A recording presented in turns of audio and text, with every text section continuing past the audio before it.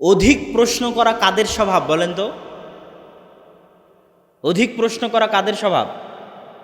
ইহুদিদের স্বভাব। কাদের স্বভাব? ইহুদিদের স্বভাব। এই জন্য আল্লাহ ইহুদিদেরকে করেছেন অভিশপ্ত। প্রত্যেকটা ক্ষেত্রে তারা প্রশ্ন করে। আর উম্মতে মুহাম্মাদের বৈশিষ্ট্য হচ্ছে সহজতা, সরলতা, সরাসরি শুনে মেনে নেওয়া। আবু বকর সিদ্দিক রাদিয়াল্লাহু তাআলা আনহুর জায়গায় যদি ইহুদি থাকতো, ইহুদিরা যদি হতো, আর মুসা আলাইহিস সালাতু ওয়াস সালাম যদি বলতেন, তাহলে ইহুদিদের ঘটনা পড়লে বোঝা যায় এটাই হতো যে মুসা আলাইহিস সালাম বললেন যে আমি মেরাজ করে আসলাম, 7 আসমান 7 জমিন, বাইতুল মাকদেস, সব জান্নাত জাহান্নাম সব দেখে আসলাম। তাহলে ইহুদিরা বলতো কেমনে সম্ভব? যখন বলেছে যে আল্লাহকে দেখান, আমরা আল্লাহকে দেখতে চাই, বলেনি? ইহুদিরা প্রশ্ন করেনি? তো আবু বকর রাদিয়াল্লাহু তাআলা আনহু কি বললেন কেমনে সম্ভব? কথা বলেন না কেন? আবু বকর রাদিয়াল্লাহু তাআলা আনহুর সাথে সাথে বললেন, যদি মুহাম্মদ বলে থাকেন সাল্লাল্লাহু আলাইহি ওয়াসাল্লাম, তাহলে আমি এটা সাথে সাথে বিনা বাক্য ব্যয়ে মেনে নিচ্ছি যে এই কথা সত্য। আল্লাহু আকবার। এটার নাম হচ্ছে ঈমান। এটা হচ্ছে উম্মতে মুহাম্মাদের ঈমান। এটা মুহাম্মদ সাল্লাল্লাহু আলাইহি ওয়াসাল্লামের অনুসরণকারীদের ঈমান। এই জন্যই তো তিনি সিদ্দিক। তারপরে যুগ যেতে যেতে আরেক দল ফেরকার আবির্ভাব হলো, যারা বলল যে ঈমানের সঙ্গে নিয়ে সমস্যা তৈরি করলো। আমি আহলুস সুন্নাত ওয়াল জামাত কারা এটা দেখাচ্ছি। প্রথমে খারিজি শিয়া চলে গেল, তারপরে জাহমিয়া, মুশাব্বিহা, মুতাজিলা, আশারি, মাতুরিদিয়ারা চলে গেল। এবার ঈমানের সঙ্গে একদল মানুষ বলল যে ঈমান অন্তরে থাকলেই হয়। আমার পর্দা অন্তরে আছে, কে বলেছে মুখ ঢাকতে হবে? বলে না মানুষ, মন ঠিক থাকলেই হলো। এটা আছে না নাই? এটাকে বলা হয় মুরজিআহ। যদি অন্তরে বিশ্বাস করলেই মুমিন হওয়া যায়, তাহলে বাদশাহ হিরাক্লিয়াসও মুমিন, তাহলে আবু তলেবও মুমিন। কেননা বাদশাহ হিরাক্লিয়াস অন্তর দিয়ে বিশ্বাস করত। বুখারীর হাদিস সে স্পষ্টভাবে বলছে যে তোমার কথা যদি সত্য হয়, এই আবু সুফিয়ানকে জিজ্ঞেস করে যে তোমার এই তথ্য যদি সত্য হয়, তাহলে অবশ্যই তিনি সত্য নবী। আর আমার পায়ের নিচে যে মাটি রয়েছে, এই মাটিও একদিন তার অধীনস্থ হবে, তার ক্ষমতাও একদিন এই মাটি দখল করে নিবে। কিন্তু হিরাক্লিয়াস মুমিন নয়। কেন? মুখে বলেনি যে আশহাদু আল্লাহ ইলাহা ইল্লাল্লাহ ওয়া আশহাদু আন্না মুহাম্মাদার রাসূলুল্লাহ। মুখে বলতে হবে। আবু তালেব তো চাচা, আজীবন ভাতিজাকে মানুষ করেছেন। উনি স্পষ্ট জানেন যে মুহাম্মদ সাল্লাল্লাহু আলাইহি ওয়াসাল্লাম সত্যিকার নবী, কিন্তু মুখে স্বীকার করেননি। ঠিক আমলে বাস্তবায়ন না করলেও বা শুধু অন্তরে বিশ্বাস করলেই যদি মুমিন হওয়া যায়, তাহলে ইবলিসও মুমিন। কেন? ইবলিসের চাইতে ভালো কেউ জানে না আল্লাহর অস্তিত্ব সম্পর্কে, আল্লাহর ক্ষমতা সম্পর্কে। তার মানে ইবলিস জানে, বুঝে, জ্ঞান আছে, তারপরেও অস্বীকার করেছে, মানেনি। তাহলে শুধু জানলে, বুঝলে আর বিশ্বাস করলে মুমিন হয়ে যাবে, এ কথা ভুল। ঠিক তেমনি আমল যেমন করতে হবে, মুখের স্বীকৃতি যেমন দিতে হবে, তেমন এ কথাও ভুল যে কারো আমল যদি কমে যায় তাহলে সে কাফের। একদল মানুষ আছে যারা বলবে অমুকের আমল কমে গেছে, ও কাফের হয়ে গেছে। যাত্রা মঞ্চ দিয়ে গানের আয়োজন করতেছে, কাফের হয়ে গেছে। বিচারপতি সঠিকভাবে বিচার করতেছে না, সে কাফের হয়ে গেছে। সরকার এটা করতেছে, তাগুত, কাফের হয়ে গেছে। আমল কমে যাওয়া মানে কাফের হয়ে যাওয়া, এটাও ভুল। আমল কমে যাওয়া মানে ঈমান কমে যাওয়া। কি কমে যাওয়া? এখনো মুমিন আছে, কিন্তু ঈমান কি হয়েছে? কমে গেছে। আর আমল বেশি হওয়া মানে ঈমান বেড়ে যাওয়া। এটাই হচ্ছে আহলুস সুন্নাত ওয়াল জামাতের আকীদা। এই ভ্রান্ত আকীদাগুলোকে পাশ কাটিয়ে মাঝের এই আকীদাটা হচ্ছে আহলুস সুন্নাত ওয়াল জামাতের আকীদা। আমল কমা মানে ঈমান কমে যাওয়া, আমল বাড়া মানে ঈমান বেড়ে যাওয়া। যতক্ষণ প্রকাশ্য কুফরি না আসতেছে ততক্ষণ কাফের হবে না। যেমন একটা উদাহরণ দিই আপনাকে। যেমন এখন বাংলাদেশে ভাস্কর্য নির্মাণ চলতেছে, ইসলামী শরীয়তে এর কোনো বৈধতার কোনো রাস্তা নাই, এ কথাই সত্য। এবং সরকারকে নসিহাত করতে হবে, এই কথাও সত্য। কিন্তু এইটার কারণে সরকার কাফের কিনা, তখন আপনাকে দেখতে হবে যে এটা প্রকাশ্য কুফরি কেমনে বুঝবেন। যদি সরকার এসে বলে, সরকারি লোকজন বলে বা সরকার বিবৃতি দিয়ে বলে আমরা জানি ভাস্কর্য তৈরি করা শিরিক, কিন্তু আমরা মানি না, মানব না, কথা বুঝতে পারছেন, তাহলে তখন কাফের, প্রকাশ্য কুফরি। কিন্তু দেখবেন যে সরকারের যারা লোকজন আছে, মন্ত্রী পরিষদের লোকজন আছে, তারা বলতেছে যে ভাস্কর্য তৈরি করার পক্ষে, জায়েজের পক্ষে কত দলিল আছে, সব দলিল সরকারের সবার মুখস্থ আছে, কথা বুঝতে পারেননি। তাহলে তারা সেটাকে জায়েজ করে করতে চাচ্ছে, কথা কি আমার বুঝতে পারছেন। তারা বলতেছে না যে ভাস্কর্য শিরিক মানি না, বলতেছে ভাস্কর্য তৈরি করা জায়েজ, দলিল দেখো কোরআনে।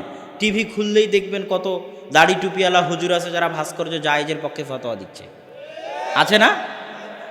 এবং এমনও আছে যে বলতেছে আমি ঘরে বসে আলেম হয়ে গেছি, আমি তোমাদের চেয়ে বেশি বুঝি। কেউ তাহাজ্জুদের সালাতও আদায় করে। তারা সবাই ফতোয়া দিচ্ছে যে ভাস্কর্য জায়েজ।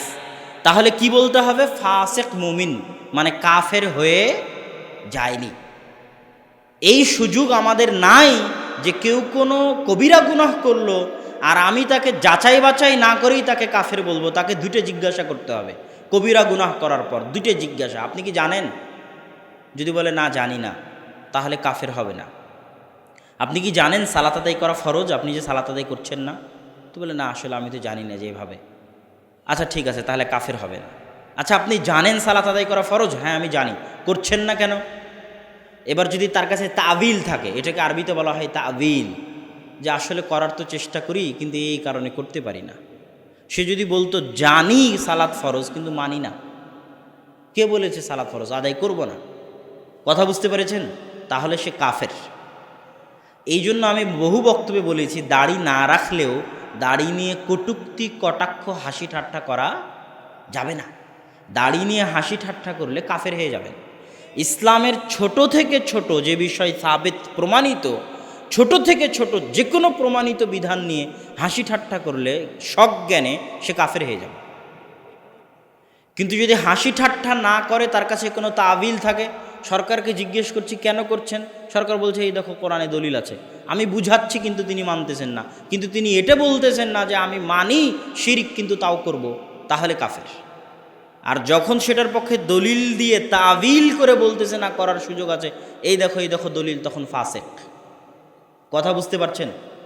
এই জায়গায় খারিজি এবং আহলুস সুন্নাত ওয়াল জামাতের আকীদার পার্থক্য, মুরজিয়া এবং আহলুস সুন্নাত ওয়াল জামাতের আকীদার পার্থক্য। এবার আরও সামনে যাই, তাহলে ইমানের সঙ্গে আহলুস সুন্নাত ওয়াল জামাত হচ্ছে মনে বিশ্বাস করতে হবে, শুধু মনে বিশ্বাস করলে হবে না, কথা দিয়ে স্বীকার করতে হবে, শুধু স্বীকার করলে হবে না, কাজে বাস্তবায়ন করতে হবে। কাজের বাস্তবায়নের আধিক্যতা ইমানের বেড়ে যাওয়া, কাজের বাস্তবায়নের কমে যাওয়া ইমানের কমে যাওয়া। তারপরে আসলো তাকদীর, ভাগ্য। ভাগ্য নিয়ে মানুষ দুই ভাগে বিভক্ত হয়ে গেল। একদল মানুষ সম্পূর্ণরূপে ভাগ্যকে অস্বীকার করে বসলো। আজকের যুগে এই ফেরকার সদস্য বেশি। কোনো আন্তর্জাতিক খেলা শেষ করে যদি ক্যাপ্টেনকে জিজ্ঞেস করা হয় আপনি আজ হারলেন কেন, ক্যাপ্টেন যদি বলে ভাগ্যের দোষে হেরেছি, তাহলে এটাকে আন্তর্জাতিক মিডিয়ায় হাসি ঠাট্টার বস্তুতে পরিণত করা হবে। যে আধুনিক যুগেও সে ভাগ্যকে স্বীকার করে, কথা বুঝতে পারছেন? তো এই মতের অনুসারী বেশি যে আমি যা করব তাই, এখানে ভাগ্য বলে কিছু নাই, সব কিছুর ক্ষমতাধর, সব কিছুর মালিক আমি, এটাও বাতিল। আবার আর একদল মানুষ আছে যারা বলবো আমি কিছুই করতে পারি না, সব আল্লাহই করায়, আমার এখানে কোনো ক্ষমতা নাই। আমি যদি চুরি করি তো আল্লাহও করাই, আমি যদি কাউকে হত্যা করি তো আল্লাহও করাই, জেনা করলেও আল্লাহও করায়, নাউজুবিল্লাহ, কথা বুঝতে পারছেন? এর মাঝখানের আকীদা হচ্ছে আহলুস সুন্নাত ওয়াল জামাতের আকীদা, যে আমি যে কাজ করি সে কাজ স্বেচ্ছায় করি, কিন্তু সেই কাজ করার ক্ষমতা আমাকে কে দিয়েছেন? আল্লাহ সুবহানাহু ওয়া তাআলা দিয়েছেন। আমার চেষ্টা সফলতা পর্যন্ত পৌঁছবে না এটা আমার ভাগ্য নির্ধারণ করবে, আমার তাকদীর নির্ধারণ করবে। আর আল্লাহ সুবহানাহু ওয়া তাআলার জ্ঞানই হচ্ছে তাকদীর।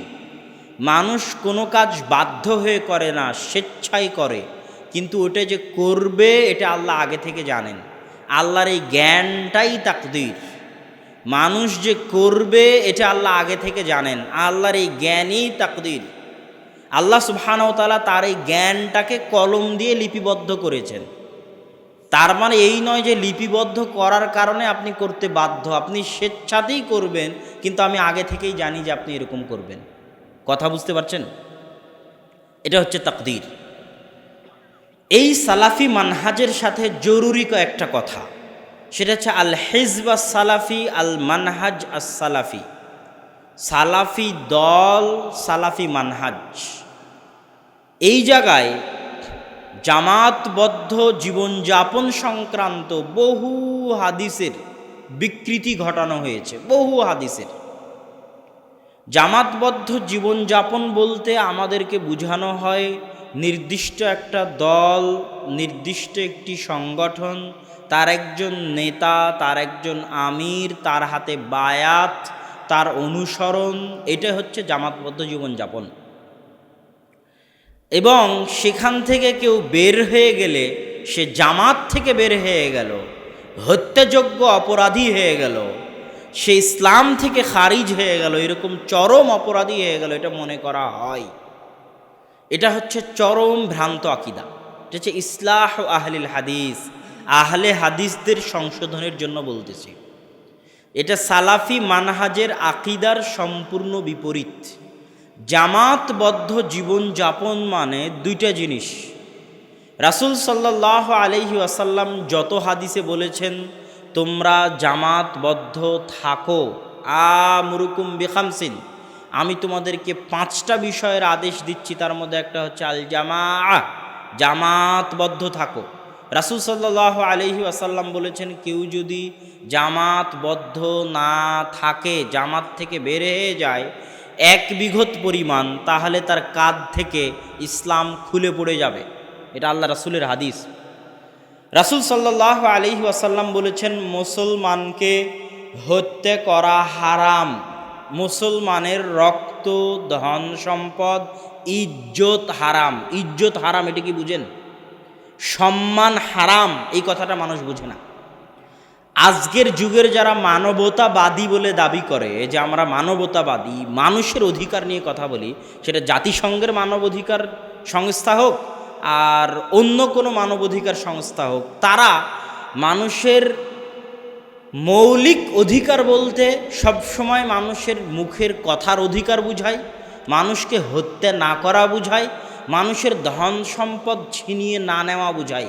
কিন্তু মানুষের সম্মানের অধিকার, মানুষের ইজ্জতের অধিকার বিষয়ে পৃথিবীতে একমাত্র ইসলাম কথা বলে, আর কেউ কথা বলে না। এটা আপনাকে আরও ভালোভাবে বুঝতে হবে। তারা বলছে আপনি আপনার মানব অধিকার নিয়ে কথা বলছি মানে আপনি কথা বলার স্বাধীনতা আছে, কথা বলার স্বাধীনতা আছে, কিন্তু আর একজনের যে সম্মানের অধিকার আছে, সম্মানের স্বাধীনতা আছে, সেটা কে দিবে? সম্মানের অধিকার এটা পৃথিবীর কোনো মানবাধিকার সংস্থা দেয়নি, কোনো মানুষকে দেয়নি। মানবাধিকার সংস্থা অনুযায়ী আমি যদি আপনার গীবত করি কোনো সমস্যা নেই, আমি যদি আপনার তহমত দেই তাহলে কোনো সমস্যা নেই, আমি যদি আপনার বিরুদ্ধে পেপার পত্রিকায় লেখালেখি করি কোনো সমস্যা নেই, আমি যদি আপনার বিরুদ্ধে মিছিল মিটিং করি, গালিগালাজ করি, কোনো সমস্যা নেই। এগুলো তো সব আমার মুখের অধিকার। কথা বুঝতে পারেননি? কিন্তু আপনার সম্মান যে নষ্ট হলো, আপনার সম্মান যে হানি হলো, মানের যে হানি হলো, আপনার এই সম্মানের মূল্য একমাত্র ইসলাম দেয়। তো ইসলামে একজন মুসলমানের সম্মানও হারাম, মানে ওই মুসলমানের গীবত করা হারাম, ওই মুসলমানের উপর অপবাদ দেওয়া হারাম, মুসলমানকে গালি দেওয়া হারাম। এটা হচ্ছে সম্মান হারাম।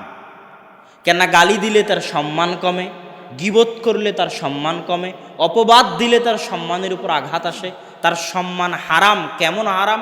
কাবা ঘর ধ্বংস করা যত বড় গুনাহ, আর একজন মুসলমানের গীবত অপবাদ দেওয়া তার চেয়ে বড় গুনাহ, আর একজন মুসলমানকে হত্যা করা তার চেয়ে বড় গুনাহ। কেননা এটা মানুষের সাথে সম্পৃক্ত গুনাহ। মানুষের সম্মানের হেফাজত আল্লাহ খুব কড়াভাবে দেখেন। মানুষের সম্মানের হেফাজত আল্লাহ কিভাবে দেখেন? খুব কড়া, খুব শক্ত। মানুষের সম্মানের হেফাজত আল্লাহ খুবই কড়া, খুবই শক্তভাবে দেখেন, কেউ কারো গীবত করেছে, অপবাদ দিয়েছে, গালি দিয়েছে, ওর কাছে যদি ক্ষমা না চাই, ও যদি ক্ষমা না করে, তাহলে মরা পর্যন্ত কাবা ঘরের গিলাফ ধরে ক্ষমা চাইলেও আল্লাহ ক্ষমা করবেন না। আল্লাহর নিকটে মানুষের মর্যাদার এত মূল্য, মানুষের সম্মানের এত মূল্য। তো এই কথা বলে কি বলতে চাচ্ছিলাম, একজন মুমিন মুসলিমের রক্ত হারাম, সম্পদ হারাম, সম্মান হারাম, তাকে হত্যা করা যাবে না। তবে 3 শ্রেণীর মুসলমানকে হত্যা করা যায়। 1, যে বিবাহিত অবস্থায় জেনা করেছে তাকে হত্যা করা যায়। 2, যে অন্য মুসলমানকে হত্যা করেছে তাকে হত্যা করা যায়। 3, যে জামাত থেকে বের হয়ে গেছে তাকে হত্যা করা যায়। তাহলে আমি আজকে তাবলিগ জামাতের সদস্য ছিলাম, কালকে তাবলিগ জামাত ছেড়ে দিলাম, মানে আমাকে হত্যা করা যাবে? আমি আজকে জামাত ইসলাম করতাম, কালকে জামাত ইসলাম ছেড়ে দিলাম, মানে আমাকে হত্যা করা যাবে? যদি আমাকে হত্যা করা না যায়, তাহলে জামাত ইসলাম, তাবলিগ জামাত জামাতবদ্ধ জীবনযাপন নয়। যেই জামাতবদ্ধ জীবনযাপনের কথা আল্লাহ রাসূল হাদিসে বলেছেন। কথা বুঝতে পারেননি? যদি জামাতবদ্ধ জীবনযাপন তাবলিগ জামাত আর জামাত ইসলামের মতো দল বা সংগঠন করা হয়, কোনো আমিরের অধীনে বায়াত নিয়ে থাকা হয়, তাহলে সেখান থেকে বের হয়ে গেলে আমাকে হত্যা করতে পারতে হবে। এটা আল্লাহ রাসূলের হাদিসের নির্দেশ। তাহলে জামাতবদ্ধ মানে ওই যে আবু বকর রাদিয়াল্লাহু তাআলা আনহু বললেন, যারা যাকাত দেয় না, দিচ্ছে না, তাদের বিরুদ্ধে যুদ্ধ করব।